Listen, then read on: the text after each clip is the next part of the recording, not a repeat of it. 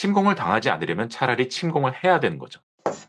안녕하세요, 여러분. 젠슨 황 아세요? 엔비디아의 CEO인데 올해 초에 인터뷰에서 코딩 배울 필요가 없다고 했죠. AI가 너무나 발전하기 때문에 프로그래밍 자체가 필요 없다는 얘기인데요. 그리고 요즘 유튜브에 많은 영상들이 코딩에 대해서 또 복잡한 전망을 드러내고 있는 것 같습니다. 이런 걸 보면서 앞으로 진로나 직업 선택을 앞둔 학생들이나 졸업생, 그리고 개발자로의 직업 전환을 꿈꾸는 사람들은 굉장히 복잡한 심경일 것 같아요. 근데 저는 AI 시대에 오히려 코딩을 꼭 공부해야 된다고 생각하는데요. 세 가지 이유가 있습니다. 첫째로 지금은 코딩을 할 줄 아는 사람들의 생산성이 급격하게 향상되는 시기입니다. 지금 챗GPT로 인해서 코더들의 생산성이 엄청나게 향상됐어요. 간단한 코드는 챗GPT한테 말하면 짜주고 또 코파일럿 같이 에디터 보조 AI를 활용하면 코딩하는 와중에도 계속 도움을 주기 때문에 예전보다 코딩 속도가 한 3배에서 5배는 빨라진 것 같아요. 그리고 만약에 버그가 있다고 해도 AI의 도움을 받을 수가 있기 때문에 잘 잡을 수가 있죠. 하지만 코딩을 전혀 못하는 사람들의 코딩 생산성은 원래 제로였기 때문에 지금도 제로인 거죠. 그래서 날이 갈수록 그 격차가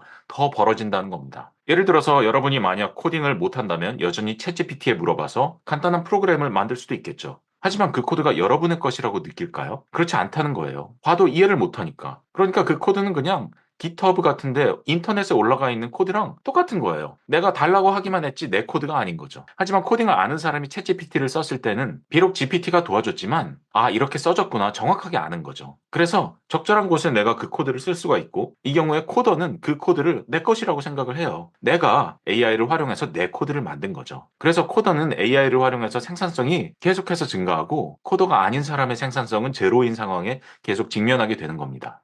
둘째로 책임 소재의 문제가 있습니다. 여러분 처음에 딥러닝이 그림이나 사진 판독을 너무 잘하게 됐을 때 나왔던 얘기가 뭔지 아세요? 병원에서 사진을 보고 판독하는 병리과나 영상의학과가 모조리 사라질 거라는 얘기였어요. 근데 지금 분위기가 어떤가요? 전혀 그렇게 될 것 같지 않거든요. 오히려 병리과나 영상의학과에서 AI를 활용해서 훨씬 더 편리하고 쉽고 빠르게 연구를 하고 일을 할 수 있게 됐어요. 그러니까 AI는 일을 수행해 주지만 그걸 가지고 최종 결정을 하고 책임을 내리고 감독하는 거는 인간이 하게 되는 거죠. 마찬가지로 만약에 AI가 계속 좋아져서 코더가 하는 일을 점차적으로 할 수 있게 된다고 합시다. 이 경우에도 결국 AI를 잘 다루는 사람이 그 전체의 책임을 질 수밖에 없을 거라고 저는 예상을 합니다. 즉 사람의 역할이 직접 타이핑하는 역할에서 AI를 잘 다루는 역할로 점차 서서히 바뀔 수는 있을 것 같아요. 하지만 이때 그 AI한테 시키고 감독하는 역할을 누가 갖게 될까요? 만약에 AI가 짠 코드가 정확하게 동작하는지 감독하고 책임을 지려면 당연히 코딩을 모르는 사람한테 그 역할을 시킬 수는 없죠. 결국 코딩이라는 거는 AI를 다루는 사람이라면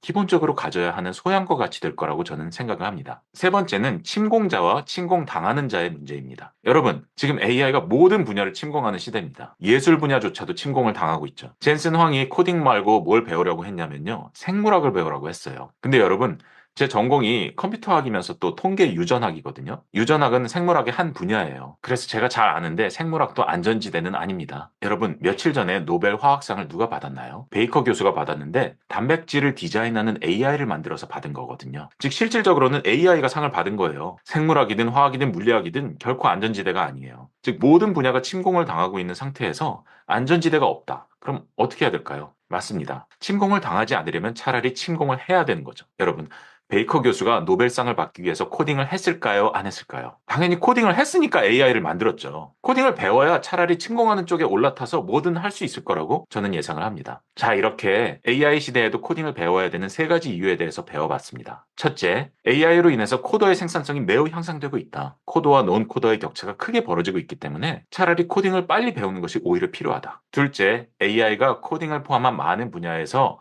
역할을 점차 가져가더라도 결국 최종 책임을 지고 감독하는 것은 인간이 될 것이고 그 감독의 역할은 결국 코딩을 하는 사람한테 갈 수밖에 없다는 거죠. 셋째, 코딩뿐만 아니라 AI로 인해서 모든 분야가 결국 침공을 당하는데 침공당하는 것보다는 차라리 침공하는 쪽에 올라타는 것이 낫고 그러기 위해서는 코딩과 AI 공부가 필수라는 거죠. 여러분, 지금 5년, 10년 앞을 내다보기 힘든 시대가 맞습니다. 하지만 지금 코딩을 배우기에도 너무 좋은 시대예요. 영상들도 정말 좋은 영상들이 많고 강좌들도 많고요. 코딩을 도와줄 챗GPT 등 코딩을 빠르게 배우기에 너무 좋은 시대예요. 여러분도 코딩을 배워서 그걸 나의 하나의 무기로 삼는다면 이 혼란한 세상을 잘 헤쳐나갈 수 있을 거라고 생각합니다.